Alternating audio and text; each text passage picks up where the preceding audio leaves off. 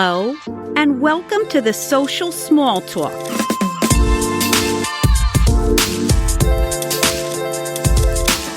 Hey everyone, this is Audra Brim, and I am so excited that you've joined me for this episode of the Social Small Talk. I'm the CEO and founder of Brim Media, and I have dedicated my professional life to helping the beauty industry navigate the digital space. I believe that everyone can succeed if we learn from each other. That's why I'm here bringing ideas and information that can help you navigate the noisy digital marketing space.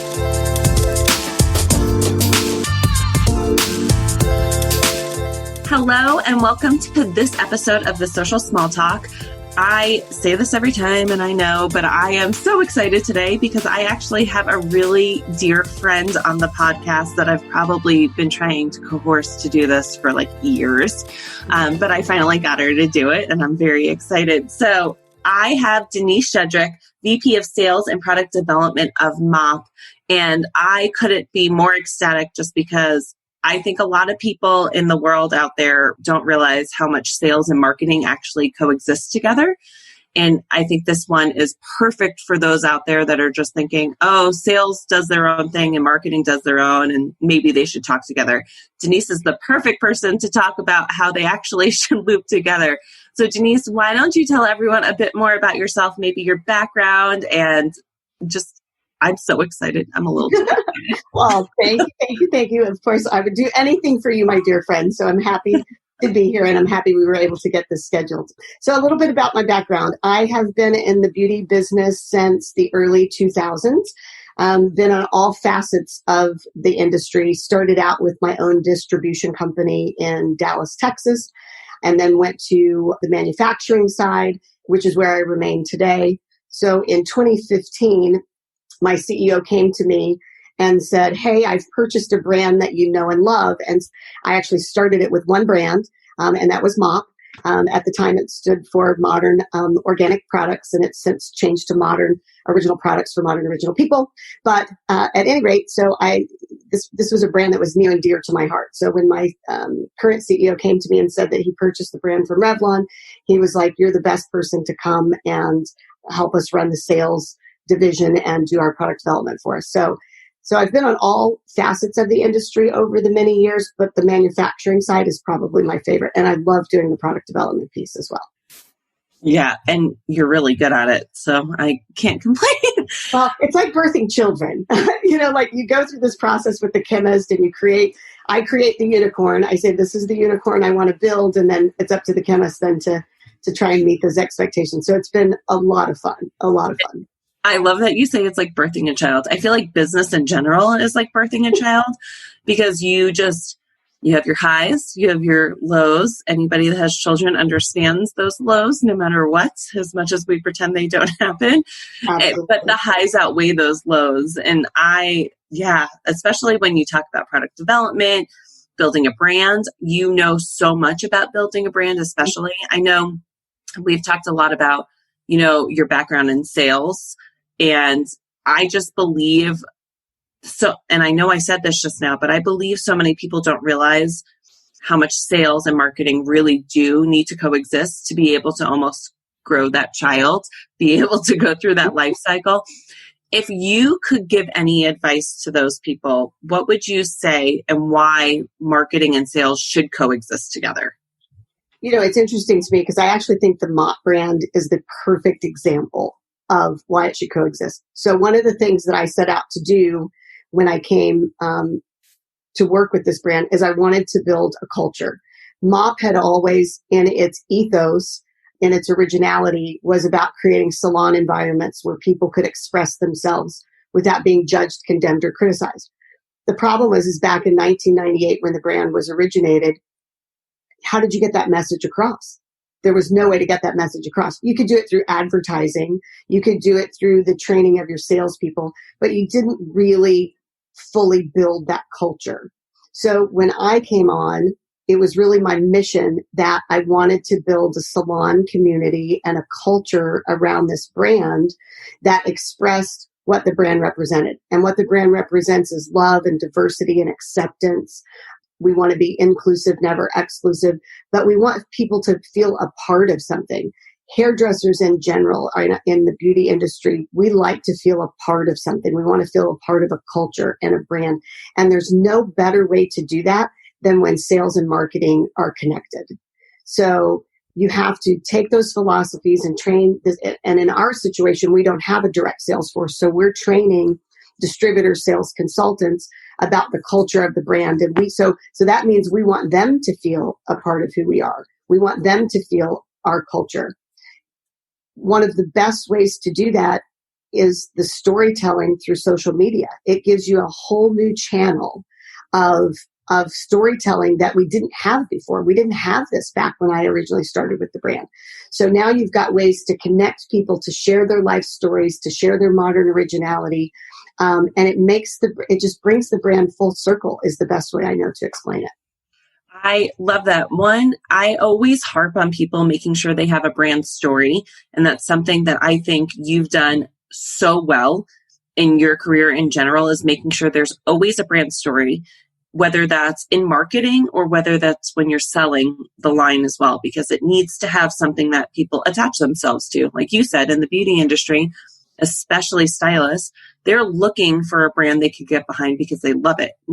It sounds bad, but it's not always about the product they use, but really about that story of why it's going to help them achieve something, whether that's advancing their career, whether that's educating, whether that's something out of it. And I think you said it perfectly, which is with social media and now between when you first started, right, is that has changed that course of being able to get that story out. You've answered this a bit, but how do you think social media has changed the beauty industry? I think we now live in a society that everybody wants a review, wants to go look at a review for a product. Like everything's driven by what are the reviews on whatever platform the products are being sold. And social media from a stylist community gives you the ability to see what other stylists who are using the brand are doing with it. What do they love about it? What products are their favorites? And it's not just reading a simple review, but it's you're engaging them. They can direct message the person and connect with that individual so that they feel a part of that family. The social media teams that are behind the brand, they're reaching out to artists and connecting with them, saying, oh my gosh, we love your work. There's such pride within our industry when somebody reaches out and says, your work is beautiful. We take great pride in that. And I think that we've not been able to do that as well as we can now with social media in engaging our stylist communities.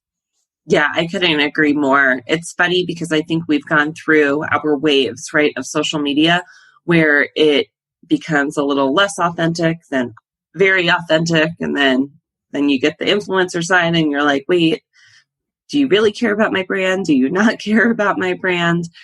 Is there anything about social media, at least right now, going on, right? The world is a different place right now that you just love so much that has just wowed you when it comes to the beauty industry? I really, obviously with the current situation and the whole quarantine thing. So what's fascinating to me about our industry, and one of the reasons that I have remained, I left a corporate America background and came to the beauty industry, and I thought I was nuts when I did it, but I love it, and I'm so happy to be a part of this wonderful life. But we typically brag that the beauty industry is the second most recession-proof industry next to alcohol. Women are always going to get their hair done. Yep. We've never, in the lifetime of our industry, been closed and told we can't do hair. So the only way that we managed to lift each other up through all of this was through social media.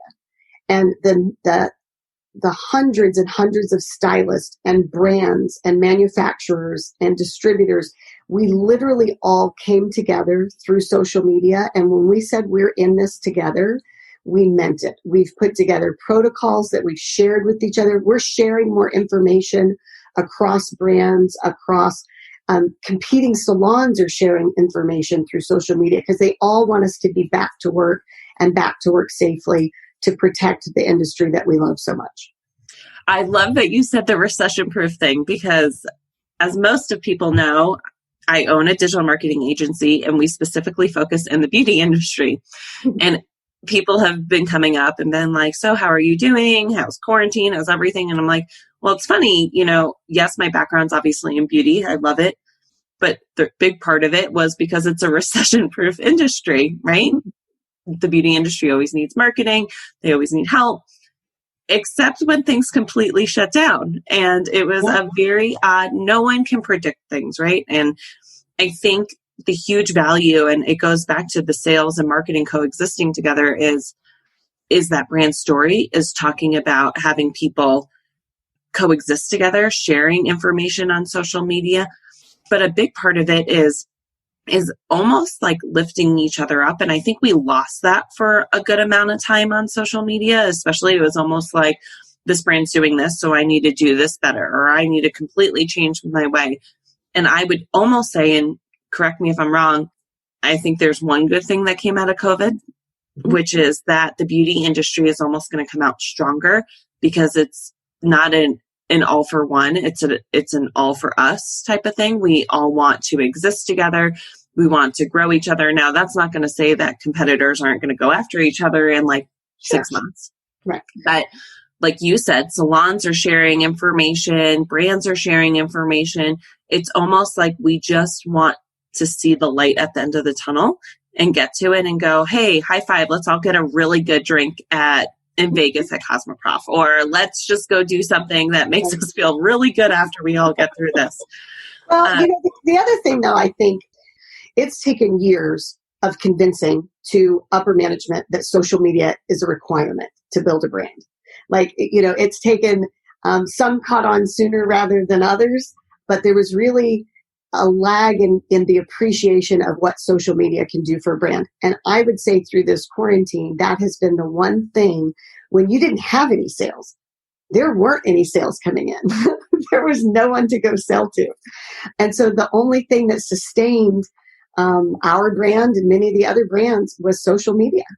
It really kept that connectivity with that brand, and the brands that got on the social media bandwagon and could support it through education, through uplifting comments, through bringing people together. Those are the ones that came out on top of this whole quarantine situation. I 100% guarantee that people are listening to this and going, oh, I was in that place. Like, I didn't believe in social media, or yeah, great, they have a lot of followers, but I doubt they have sales from that. And I think so much mind shift has changed now, because the people, and we've seen it, the brands that did not have social media before this, or weren't doing much with it, were ones that were like, oh crap, we have to do this. Like, and we have to do it quick, and we have to segue our whole marketing effort into just doing this. Because it wasn't exactly what you said, where people didn't have DSCs. They didn't have people out on the road going and stopping in places and talking about a brand. I always say that I think the beauty industry sometimes is caught in the past, and that, and I know a lot of people out there will go shaking their heads like, yep, yes, we are. I mean, people still go to salons, and salons will still pick up this huge book. I mean, I think we've gotten a lot better in the last couple of years, but that's how they do their system instead of an actual CRM system. Now, again, I think we're starting to get out of that. But what I can see out of COVID is just what you said, which is people finally realize that social media isn't just this like, oh, it's behind the scenes, I have to post something pretty. It's creating a community. It's being there for people. At the end of the day, when we said beforehand, where stylists are really looking for a brand to get behind, the brands that people are getting behind even more are the ones that were supporting their stylists through this, whether it was affiliate marketing, whether it was doing so many other things, education-based. I know you were very heavy on making sure education was happening for your stylists.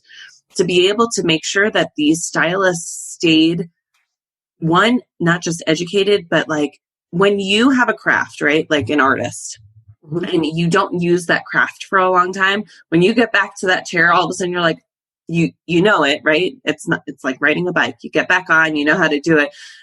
But you needed to keep going throughout quarantine. You needed to process it. You need to educate yourself. You need to have fun, maybe tool around a little bit more. And I do think social media during COVID helped that, because it was like, oh, you're going through this, I'm going through this, reaching out to people, reaching out to brands, figuring out things that can happen. Now, you said something perfectly, which is when we look at social media and how sales weren't happening and stuff like that for brands, a lot of brands out there that were doing a lot more e-commerce had an easier transition from the social media sales segue than the direct to salons or anything like that.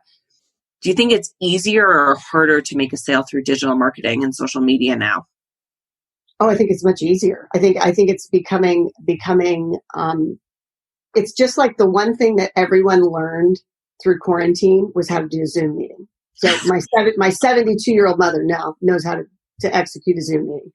But they also learned how to find whatever they needed, whatever they wanted online through e-commerce channels. So if you weren't an online shopper, because I used to always say, you either are, everybody has their own shopping patterns and behaviors. So you're either an online shopper or you're not.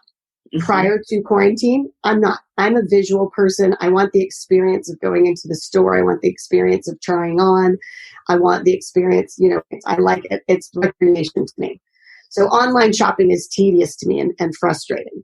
But you learn to deal with what you're dealt, right? So through quarantine, I think so many people who, and an entire older generation who didn't previously online shop, learned to online shop.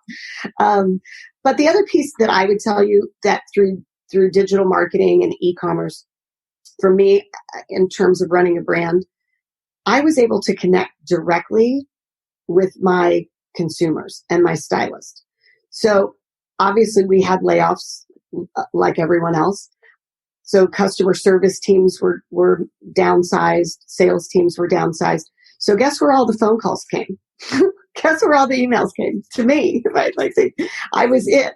But it was so refreshing to interact with the users of our brand saying, I've loved this product for this many years, and tell me, based on, I'm getting ready to open my salon after the quarantine, and tell me what product mix I should have. But I was able to interact personally on a really personal level with the people who actually use our brand. And it was so refreshing to me to know that we really are creating good products that people love, and that they sought out to find. Like they took the time to go online to find an email to get to me to get their questions answered, and that's remarkable. And we couldn't have done that 20 years ago.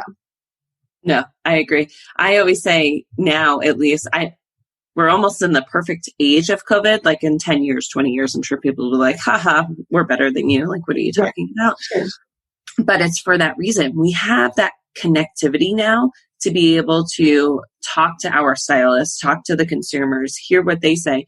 And on a sales person, and this is perfect for the marketing and sales mix, right? Is those just came together perfectly, because as a salesperson during this time, you can't do necessarily what you've been taught to do your whole entire career. But what you can do is go back to the drawing board of being able to go, let me actually be real. Let me be human. Let me ask about someone. And not because we've all gotten these emails. I know these are unprecedented times. I hope you're doing well. It's like, if I have to read one more email that's the first sentence, I'm like, just blow my mind a little bit. Yeah. It's more about like, how are you? Especially when you know your stylists or salon owners or anyone you're selling to, you want to be able to say, how's your mom doing? How's your sister doing? Like, as the sales team, normally you know pretty much everything about the person you're selling to at that point, because one, whether it's a new door or whether it's an existing client, you've done your research. I mean, you could tell me I'm wrong, but I know that's how you do things. So, but for that, it's almost like you can reach out to those people, whether it's Zoom, email, social media, and just be a friend. And then at the end of this, they'll come running back. Hey, thank you so much for being there for me. And you shouldn't, again, I'm going back to just being human, right? You shouldn't be doing that just to get the sale at the end. It should really come from your heart and go, because people see through that. I'm sure you can speak to that. There's so many things people see through on social media. Well, one of the things as we've re-engaged our sales teams and our distributor sales teams is and you know this from having known me for so long, I'm a big preacher of don't be just a sales rep, be a business partner, be a resource, be a consultant. So from the sales perspective, all of this really gave us the opportunity to readjust how we go back into market. You can't just walk into a salon anymore and call on a salon. You have to have an appointment. So which means that you as that salesperson have to add value in a way that they're willing to take a meeting with you. So it really, if you were just a salesperson that went salon to salon and said, here's my catalog of products, let me know what you want. Those days are gone. So you have to find real value. So we're training our sales teams to connect differently with their salons through social media, via setting up appointments, obviously doing Zoom meetings, but providing business content, looking at how can we, as the manufacturer, create cost efficiencies for the salon when we know they're not seeing as many people as they want to see in the salon because of all of the restrictions. So what cost efficiencies can I bring to you and your salon that help you grow your revenue or create cash flow for you? So it really shifted, I think, the whole business about how we do business with the salons. And it's created, and because people were stuck at home, they could reach out to the salons differently. And we were encouraging them, reach out to that owner through Instagram, direct message them. You've never been able to connect with them before. So stop running by and trying to catch them in the salon. Direct message them through their Instagram account. Like, you have a perfect way to do this that you didn't have before. Even if you don't have their phone number, guess what? You found them on Instagram or you found them on Facebook or whatever. And if you engage intelligently and show that you add value, they're more likely to take that appointment for you. And you've created that through social media. And they have to see what you're posting. They have, and it's a two-way street, right? So you have to post intelligently. You have to consider the things that you're putting on your own social media platforms that make you look reputable within the business. And hopefully that will further your career professionally within the beauty business. It's Audra Brim here, taking a quick break. Thanks again for listening. I just wanted to let you know about the offer Brim Media has put together called the 6-Month Strategy to Grow Your Business. This is your chance to have a tailor-made 6-month strategy to grow your business online. Think of us as your digital partner. We work with you to create a cost-effective success plan for your social media and digital marketing efforts. To learn more, go to www.brimmedia.com/6-month-custom-plan. I can't wait to hear from you, and we look forward to working together.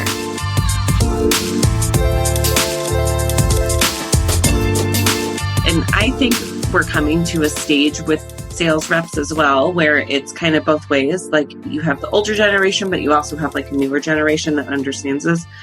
But when we're looking at sales reps as a whole, getting them on board of social media, because I do think sometimes they tend to, and this is from my own recollection, just so you know, my mom was a sales rep. I was a sales rep for a long time. I understand this a little too well.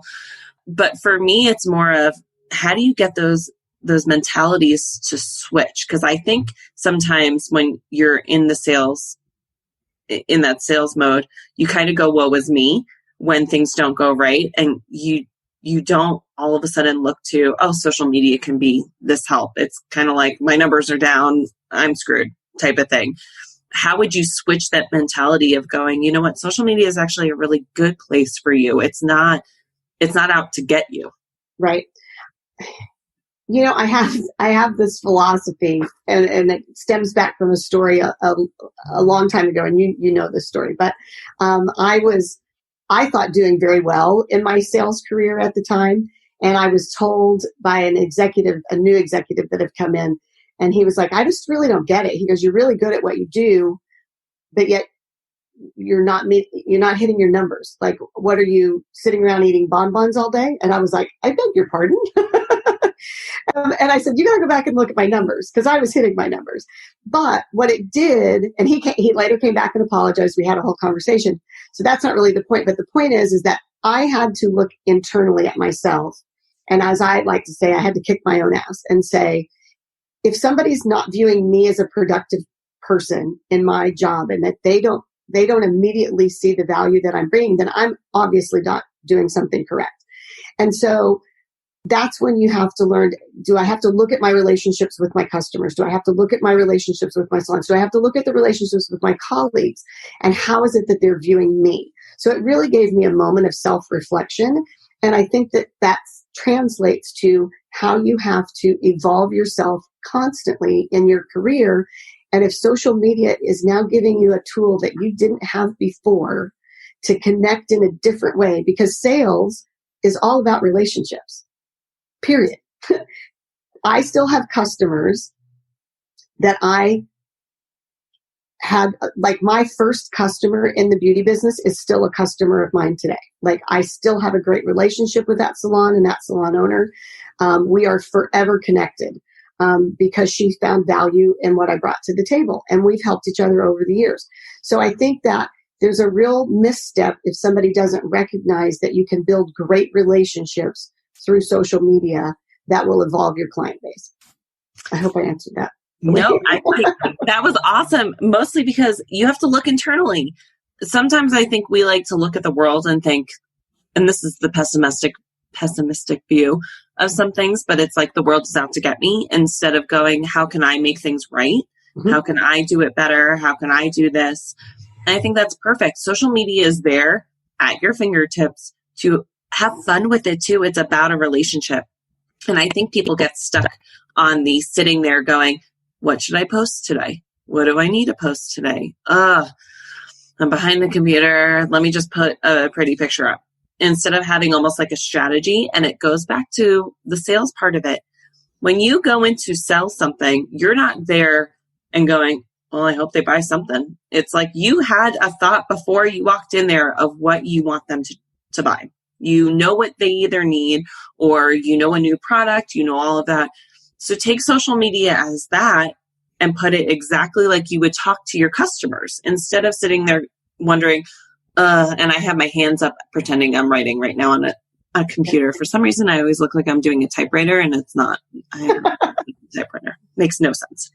But like you have to have value. Don't just sit and go, oh, I have to post a pretty picture today. It's like, what's the value of that? What is your ultimate goal? And I think people get hung up on that. But if you're thinking about your customers and your clients, and even if you're thinking about consumers, what do they care about? What are they caring about right now? And that kind of takes me to, we're going to segue completely, Denise, but I just want to know, as a consumer, what makes you buy something on social media? Such a sucker. Just to let everyone listening know something, I've talked to Denise offline about this because I'm a sucker for buying bathing suits. Complete sucker.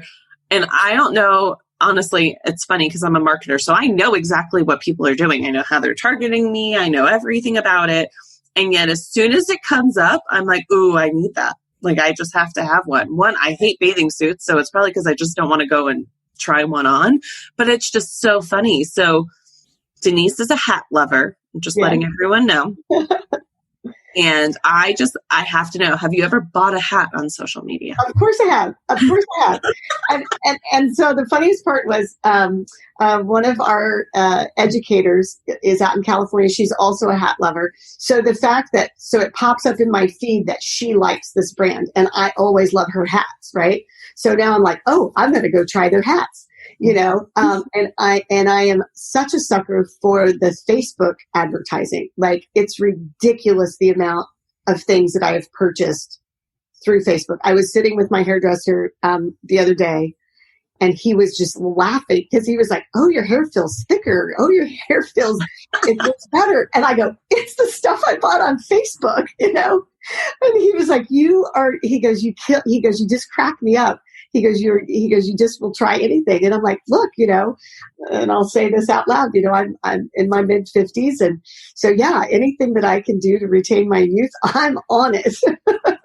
So if you're a Facebook advertiser out there, keep doing what you're doing, because it's working, I promise. That's so funny. I mean, welcome to my life, right? I always laugh because Denise and I'll talk offline and I'll go, so what new thing did you buy? And I'll feel like so good about myself as a Facebook advertiser of going like, yes, there's that one consumer out there that I know I got. Yeah. But it's funny. And I think brands should really look at that is you and I we're not the only ones out there that are buying. I think we're very typical. And to a certain degree, we're a bit more informed, and we still get lost in it, So I think organizations and brands and companies that aren't utilizing those advertising opportunities are really missing out, particularly if you have a product to sell that you can demonstrate and show before, after kinds of things. But I also think our salons should take a look at that too. The importance, stylists, I think, tend to get tired of posting content and posting pictures. But those that do it well, and we've heard this many times over the years, a salon owner will take on a new stylist who has mastered the art of social media because they can build a book of business faster. They can add value to that salon quicker because they have mastered the social media. So there are so many benefits of this. If you're trying to sell yourself or if you're trying to sell a product, they now have to coexist together. Yes, I couldn't agree more. I just feel like, I say this often, but I always tell Denise, I wish I could like pack her up and bring her to like every client meeting so she could just say stuff for me because it's so, so true. And I think the beauty industry, because it's evolving and it evolved so much, unfortunately, in 2020 with everything we're dealing with, that looking to the future. And I say this especially because I think all of us are so wrapped up in it's July in 2020. What do I need to be doing right now? Instead of still planning out like our goals and looking to 2021, like the light is at the end of the tunnel at some point. We got to refresh ourselves. Where do you think the beauty industry is going to go after COVID? The thing that I feel like happened during COVID, I mean, we're still in it, right? Yeah, but it's still going. We're still going. But it really, and I've had lots of conversations with owners and people within the industry, sensitivity training has become key. People are sensitive to go to the salons. They're sensitive to sit in somebody's chair. It's a hard topic and conversation to talk about. Some of us don't want to talk about it anymore. But at the same time, so many people have had their lives affected by it. So there's a whole sensitivity that has happened. There are salons that won't reopen as a result of the shutdown. We have colleagues and friends whose careers may come to an end because they couldn't survive the cash crunch. So there's a real sensitivity and a loving nature and a willingness to be more compassionate than I think we ever have been before. Not that we weren't, but you get into a groove and a grind and it's one client after the next, after the next, after the next.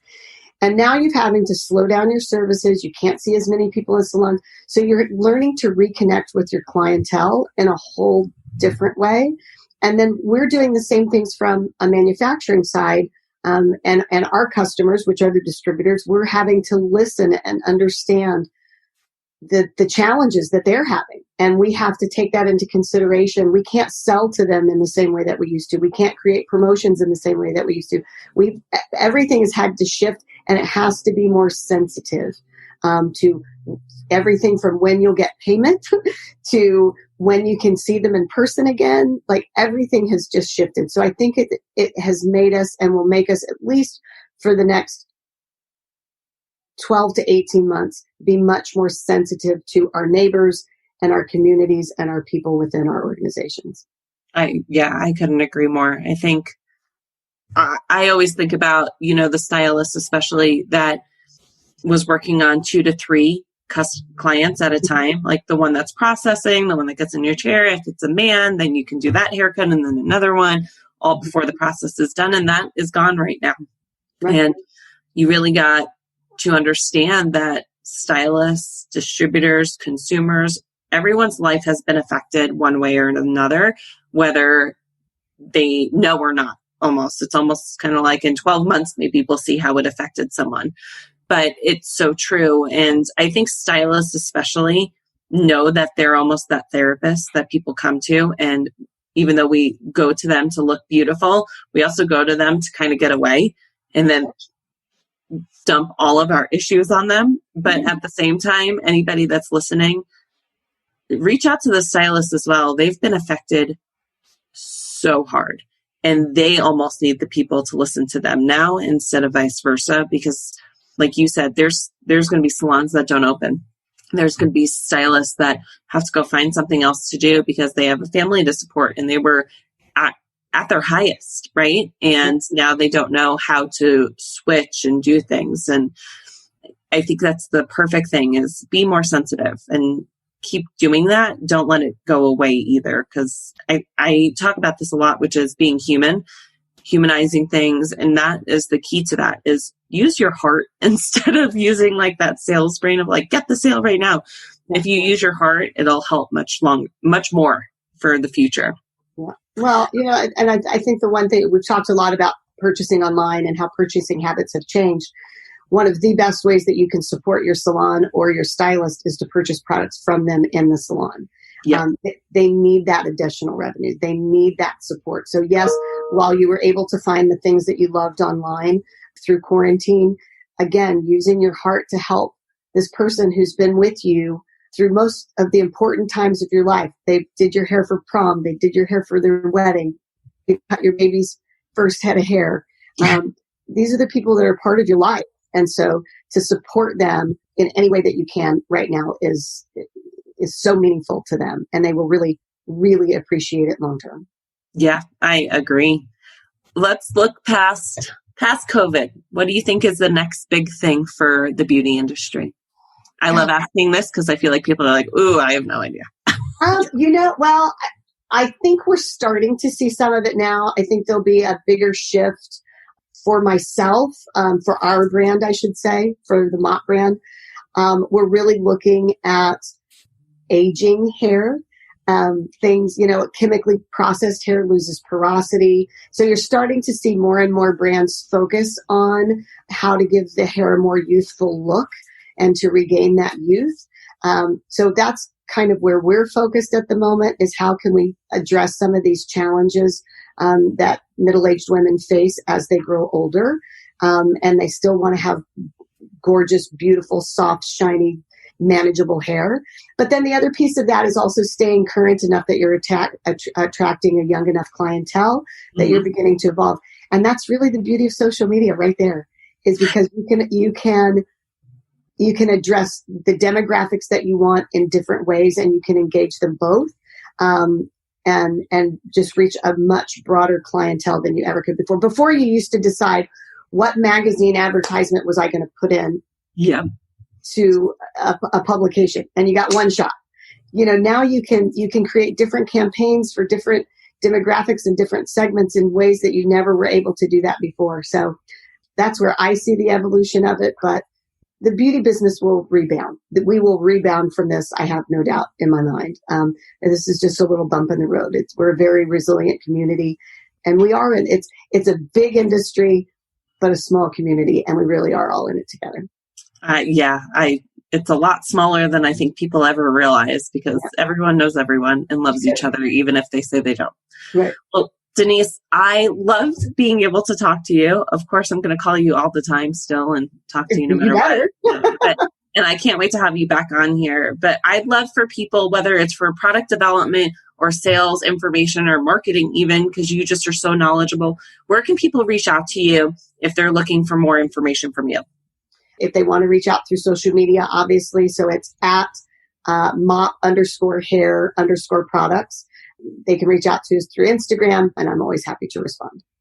Perfect. Thank you. Thank you so much for being on the show. I know that we're going to get so many questions just about the difference between sales and marketing. I just can't wait to see what those are. So thank you again. I love you dearly. And I, again, can't wait to have you back on the show again. Love you more, and we'll talk soon.